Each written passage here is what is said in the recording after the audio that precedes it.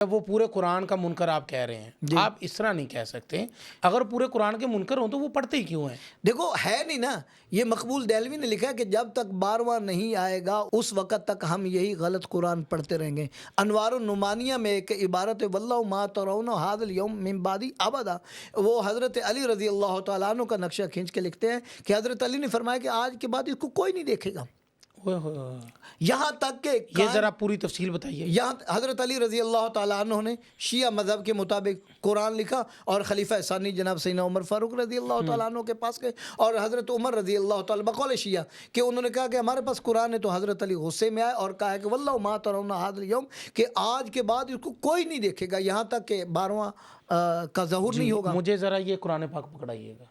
اور یہاں تو ایک بات اور اضافہ کرتا ہوں کہ شیعہ مذہب تو یہ علماء بجا فرماتے ہیں کہ یہ تعریف کا قائل ہے، لیکن یہ حقیقی پس منظر میں آپ جائیں تو شیعہ قرآن کا منزل من اللہ کا منکر ہے۔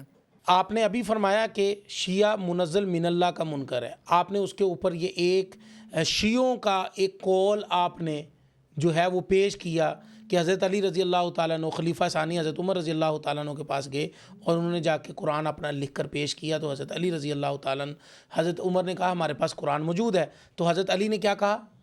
حضرت علی نے کہا کہ آج کے بعد اس کو کوئی نہیں دیکھے گا یہاں تک کہ جب تک 12واں نہ آئے۔ پھر آپ نے دوسری بات کہی کہ شیعہ منزل من اللہ کا۔ ہاں، شیعہ منزل من اللہ، منزل من اللہ ناظرین جو کہتے ہیں نا، وہ منزل من اللہ یہ کتاب ہے، قرآن مجید ہے۔ یہ دیکھیے آپ، یہ قرآن مجید ہے، یہ اللہ کی نازل کردہ کتاب ہے۔ یہ کیا ہے؟ اللہ کی نازل کردہ کلام ہے۔ اس کو ہم کہتے ہیں منزل من اللہ، کہ اللہ کی طرف سے نازل کی گئی کتاب۔ اب یہ بہت بڑی بات ہے جو میری عقل میں آ رہی، آپ تصحیح فرمائیے گا، کیا یہ میں درست سمجھ پا رہا ہوں؟ بالکل۔ مولانا کا کہنا یہ ہے کہ یہ منزل من اللہ کے شیعہ منکر ہے، یہ درست آپ کہہ رہے ہیں؟ بالکل بالکل۔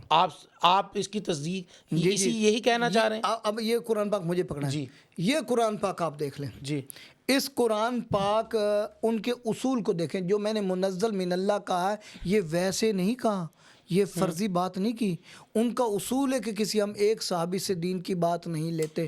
تو یہ امت کو کس نے جمع کر کے دیا؟ بتائیں مجھے، آپ بتائیں۔ اللہ اکبر، یہ تو امت کو صحابہ نے جمع کر دیا۔ صحابہ نے دیا۔ وہ کہتے ہیں کسی ایک صحابی سے ہم دین کی بات نہیں لیتے، یہ مذہب شیعہ ہے، تو پھر اتنا بڑا پاک پیغمبر کا معجزہ مانا قرآن وہ لے سکتے ہیں اپنے اصول کے تحت؟ میری بات کو چھوڑ، میں ان کے اصول کی عکاسی کرتا ہوں۔ میں نے آج جو بات کی ہے اسی پر میں فوکس کروں گا کہ شیعہ مذہب کا حقیقی پس منظر، یہ جو میں نے عرض کیا ہے، علماء اس کو پڑھے تو صحیح، علماء اس کو پڑھے تو صحیح شیعہ مذہب کے اصول کو، کہ ان کا اصول ہے کہ کسی ایک صحابی سے دین کی بات نہیں لینی۔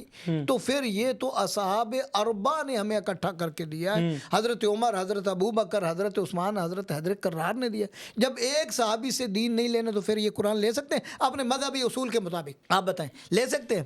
نہیں لے سکتے۔ اچھا، اگلی بات سنیں، نہیں لے سکتے، اور پھر نہ لینے کے بعد انہوں نے جو اپنی ایمانیات گھڑی ہے اس میں کتب رسول ملائکہ ہے؟